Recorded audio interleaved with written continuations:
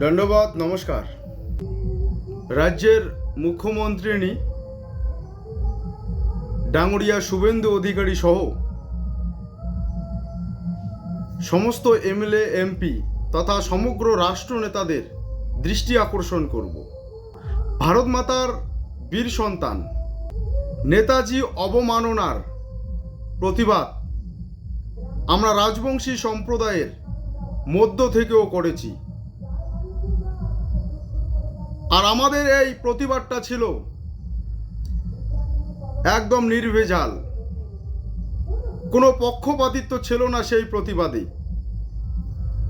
কিন্তু অপরদিকে আমরা যদি লক্ষ্য করি, ভারত মাতার বীর সন্তান নেতাজি অবমাননার প্রতিবাদ করতে গিয়ে বা সেই সমস্ত অবমাননাকারীর শাস্তির দাবি করতে গিয়ে বেশ কিছু বাঙালি কন্টেন্ট ক্রিয়েটর বা বাঙালি ব্যক্তি কোচরাজবংশী কামতাপুরী জাতি, সেই জাতির মা বোন এবং সেই জাতির যে রাজা মহারাজা রানী মহারানীরা ছিল তাদেরকে নিয়েও কুৎসিত ভাষায় আক্রমণ করেছিল। সেই দিক দিয়ে বলতে গেলে সেই বাঙালি ব্যক্তিদের নেতাজি অবমাননার প্রতিবাদটা ছিল পক্ষপাত দোষে দুষ্ট। আমরা আগেও বলেছিলাম, এখনও বলছি, যারা নেতাজির অবমাননা করেছে তাদেরকে আইনের আওতায় এনে কঠোর থেকে কঠোর শাস্তির ব্যবস্থা করা হোক। সাথে সাথে আমরা এটাও দাবি করি, আপনাদের নিকট দাবি জানাচ্ছি,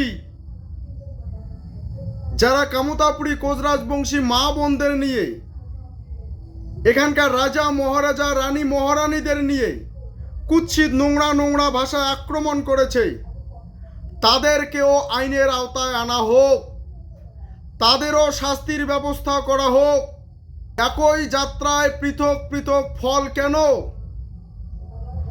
রাজবংশী বলে জেল, বাঙালি বলে ছাড়, এটা হতে পারে না। কারণ মাননীয় মুখ্যমন্ত্রী আপনি বলেছেন আইন সবার জন্য সমান। তাহলে কোচবিহারের মহারাজা মহারানী আর কোচ কামতাপুরী মা বোনদের নিয়ে যে আক্রমণ হলো নোংরা ভাষায়, মা বোনদের অবমাননা করা হলো, কোচবিহারের মহারাজাদের অবমাননা করা হলো, তাদেরকে কেন আইনের আওতায় এনে শাস্তির ব্যবস্থা করা হচ্ছে না? কেন এই দ্বিচারিতা? কোচরাজবংশী কামতাপুরী সমাজের মানুষ এটা কিন্তু ভালোভাবে নিচ্ছে না। নেতাজি সুভাষচন্দ্র বসু একজন স্বাধীনতা সংগ্রামী, সেটা সবাই জানি, আর সবাই ওনাকে সম্মানও করি। সাথে সাথে রাষ্ট্রনেতাদের উদ্দেশ্যে বলছি, কোচবিহারের মহারাজার এই ভারত রাষ্ট্র গঠনে যে অবদান, সেটাকেও আপনাদের ভুলে গেলে চলবে না। কোচবিহারের মহারাজাদের অপমান মানে ভারত রাষ্ট্রের অপমান, সেটা ভুলে যাবেন না। আমি আবারও এই সমস্ত কন্টেন্ট ক্রিয়েটর এবং রাষ্ট্রনেতাদের উদ্দেশ্যে বলছি, কোচবিহারের মহারাজারা যদি না থাকতো, কোচবিহার রাজ্য যদি না থাকতো, তাহলে অনেক স্বাধীনতা সংগ্রামী অকালে ঝরে পড়তো। তাহলে হয়তো ব্রিটিশ আরও 100 বছর ভারতের ওপর তাদের শাসন কায়েম রাখত। কেননা এই কোচবিহারের মহারাজাদের ছত্রছায়া থেকে খেয়ে পড়ে অনেক স্বাধীনতা সংগ্রামী স্বাধীনতা সংগ্রাম পরিচালনা করেছিল। অনেকে কোচবিহার রাজ্যে চাকরি করে জীবন জীবিকা নির্বাহ করেছিল। এটা ভুলে গেছে সেই সমস্ত বাঙালি ব্যক্তিরা যারা আজকে কোচবিহারের রাজাদের ব্রিটিশের দালাল বলছে। ওরা ব্যঙ্গাত্মক সুরে বলতেছে যে কোচবিহারের রাজারা কিভাবে ব্রিটিশের দালালিগিরি করত।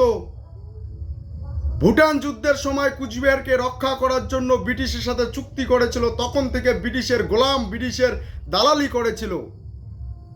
ভাববেন রাষ্ট্রনেতারা যে কোচবিহারের মহারাজারা স্বাধীনতা সংগ্রামীদের মোটা অঙ্কের অর্থ সাহায্য করত, বিভিন্ন শিক্ষা প্রতিষ্ঠান নির্মাণের জন্য অর্থ সাহায্য করত। শিক্ষার সাথে মানে পড়াশোনার সাথে খেলাধুলাটাকেও যে অঙ্গাঙ্গিভাবে যুক্ত করতে হবে, যে কুচবিহারের মহারাজা নৃপেন্দ্র নারায়ণ এই উদ্যোগ নিয়ে পড়াশোনার সাথে সাথে এই খেলাধুলাটাকে অন্তর্ভুক্ত করেছিল, সেই রাজাদের অপমান করা হচ্ছে। আজকে যারা বলছে যে ব্রিটিশের সাথে চুক্তি করে কুচবিহারকে রক্ষা করেছিল, আমি তাদের উদ্দেশ্যে বলবো এবং রাষ্ট্রনেতাদের উদ্দেশ্যেও বলবো, সেই দিন কুচবিহারের মহারাজা যদি উপস্থিত বুদ্ধির পরিচয় না দিত, আপনাদের কথা মতোই ছেড়ে দিলাম, সেদিন কুচবিহার যদি ভুটানে চলে যেত, তাহলে আজকে ভারত কি অখণ্ড হতো? পেত ভারতবর্ষ অখণ্ডতা? স্বাধীনতা সংগ্রাম কি শক্তিশালী হতো যদি এই কুচবিহার রাজ্য না থাকতো? সেটাও ছেড়ে দিলাম। রাষ্ট্রনেতাদের আরো দৃষ্টি আকর্ষণ করব, ভারত স্বাধীনতার পর কোচবিহার যদি ভারতের সাথে অন্তর্ভুক্ত না হতো, তাহলে ভারতের পূর্ব দিকে যে 7টা রাজ্য আছে, আসাম, মেঘালয়, মণিপুর, ত্রিপুরা, নাগাল্যান্ড, মিজোরাম, অরুণাচল প্রদেশ, এই 7টা রাজ্য কি ভারতের থাকতো?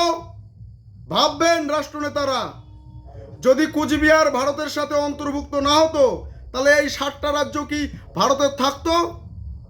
থাকতো না। তাহলে যে মহারাজার জন্য ভারতবর্ষ অখণ্ডতা পেল এবং বিভিন্ন দেশীয় রাজ্যকে কুচবিহারের মহারাজা নিজের স্বতঃস্ফূর্ত চেষ্টায় তাদেরকে ভারতের সাথে অন্তর্ভুক্ত করালো, তাদেরকে আজকে বেশ কিছু বাঙালি ব্যক্তি ব্রিটিশের দালাল বলছে, আরো অশ্লীল ভাষায় গালিগালাজ করছে। মনে রাখবেন, কোচবিহারের মহারাজার অপমান মানে রাষ্ট্রের অপমান, ভারত দেশের অপমান। তাই এই দেশের অপমান, এই রাষ্ট্রের অপমান আমরা রাষ্ট্রবাদী রাজবংশীরা কোনোদিনও মেনে নেব না।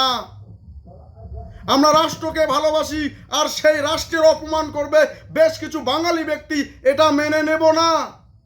অবিলম্বে তাদের বিরুদ্ধে ব্যবস্থা গ্রহণ করুন, তাদেরকে আইনের আওতায় এনে শাস্তির ব্যবস্থা করুন, না হলে আমরাও আর ছেড়ে কথা বলবো না, এই দ্বিচারিতা মেনে নেব না।